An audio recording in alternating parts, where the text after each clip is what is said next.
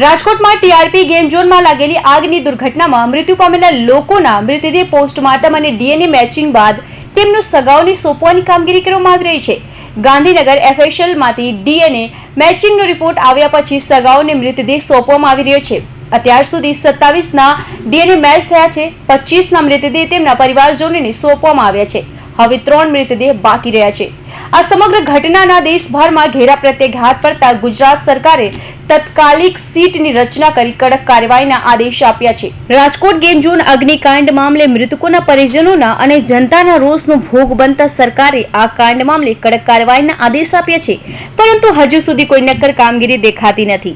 ત્યારે સીટને કડક કાર્યવાહીના આદેશ સરકારે આપ્યા છે તેવી વાત સીટના વડા સુભાષ ત્રિવેદી કરી છે. સાંભળો શું કહ્યું સીટના વડા સુભાષ ત્રિવેદીએ. એને ન્યાય આપવા માટે જે સીટની રચના કરેલી એની તપાસને એમણે રિવ્યૂ કર્યા. અમે બધા અધિકારીઓ જેમણે તપાસ કરી છે 24 કલાક અમારી પાસે શરૂઆતની પ્રાથમિક તપાસના હતા. સરકાર જવાબદારો વિરુદ્ધ કાર્યવાહી માટે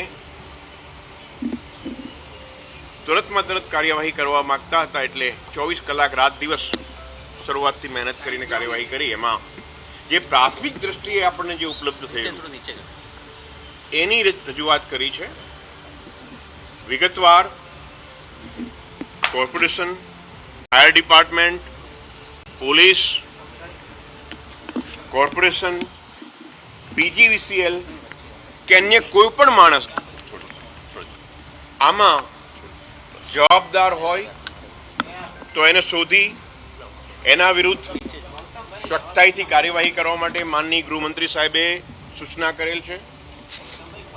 અને એમણે ચિંતા વ્યક્ત કરી છે કે કોઈ પણ પ્રકારનો ભવિષ્યમાં આવો બનાવ ના બને એની ફૂલપ્રૂફ સિસ્ટમ બનવી જોઈએ અને તંત્રમાં જવાબદેહી, એકાઉન્ટેબિલિટી કોઈ પણ રીતે આપણે સ્થાપિત કરવાની છે. એટલે આમાં જે કોઈ લેવલના અધિકારી કે કોઈ પદાધિકારી કે કોઈ પણ વ્યક્તિ હશે એ તમામની પૂછપરછ કરવામાં આવશે અને પૂછપરછ બાદ યોગ્ય રીતે આકલન કરીને સરકારશ્રીને રિપોર્ટ કરવામાં આવશે. આ વિશાળ ફલક પર ફેલાયેલી હકીકત છે.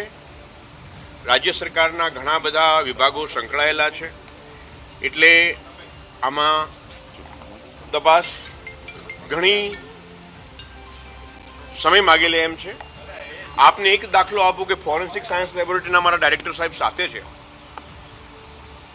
27 હુતાત્માઓના પાર્થિવ શરીરના જે ઓળખ કરવાની હતી ડીએનએ દ્વારા, મને લાગે છે કે દેશમાં આવો બનાવ ક્યારેય અને આટલા વિશાળ પ્રમાણમાં જલ્દીમાં જલ્દી આટલા ઓછા ટાઈમમાં 27 પાર્થિવ શરીરો કોના છે એ શોધી કાઢવાનો બનાવ રાજ્ય સરકાર અને ફોરેન્સિક સાયન્સ લેબોરેટરીએ માનનીય મુખ્યમંત્રીશ્રી અને માનનીય ગૃહમંત્રીશ્રીની સૂચનાથી કરેલી. આગળ પણ તપાસ તેમજ અન્ય આનુષંગિક કામગીરી યોગ્ય રીતે કરવામાં આવશે.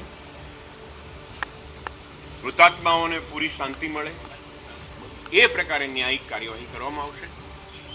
અને તપાસના ક્રાઇમ માટે પણ ડીજીપી સાહેબ પોતે સુપરવાઇઝ કરી રહ્યા છે, એટલે ક્રાઇમનું પણ સુપરવિઝન પ્રોપર થશે અને આ પણ બરોબર થશે.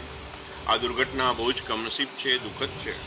અમે બધાએ જ્યારે સૌથી પહેલાં આ જગ્યાને વિઝિટ કરી ત્યાર પછી અમારા અંદર પણ એક ભયંકર, જેમ તમારી અંદર આક્રોશ અને વેદના છે એ જ આક્રોશ અને વેદના અમારા બધામાં પણ છે, કારણ કે અમે પણ નાગરિક જ છીએ, એ અમારા પણ પરિવારજનો જ છે. એટલે ખાતરી આપી સત્યની કામગીરી થશે. કોઈ પણ પ્રકારનું શરૂઆતના તબક્કે કદાચ 24 કલાકમાં તમારી પાસે જેટલી ફાઇલ મૂકવામાં આવે, જે પૂછવામાં આવે એના આધારે નિર્ણય લેવાયો હશે. પણ કોઈ ઉતાવળથી સમજવાની જરૂર નથી કે કોઈને છોડી દેવામાં આવશે, કોઈને પકડવામાં આવશે. રાજકોટ આ કાંડ મામલે સરકાર એક્શન મોડમાં છે. આજે ગાંધીનગરમાં ગૃહમંત્રીની અધ્યક્ષતામાં મહત્વની બેઠક મળી હતી. સીટના સભ્યો સાથે હર્ષ સંઘવીની બેઠક મળી હતી. બેઠકમાં એસઆઈટી વડા Subhash Trivedi, technical education commissioner Banchhanidhi Pani, એફએસએલના director HP Sanghvi, chief fire officer JN. Khadiya, માર્ગ અને મકાન વિભાગના સુપ્રિન્ટેન્ડન્ટ એન્જિનિયરિંગ MP વિદ દેસાઈ હાજર રહ્યા હતા. Kaushik Patel report, Hind TV news, Surat.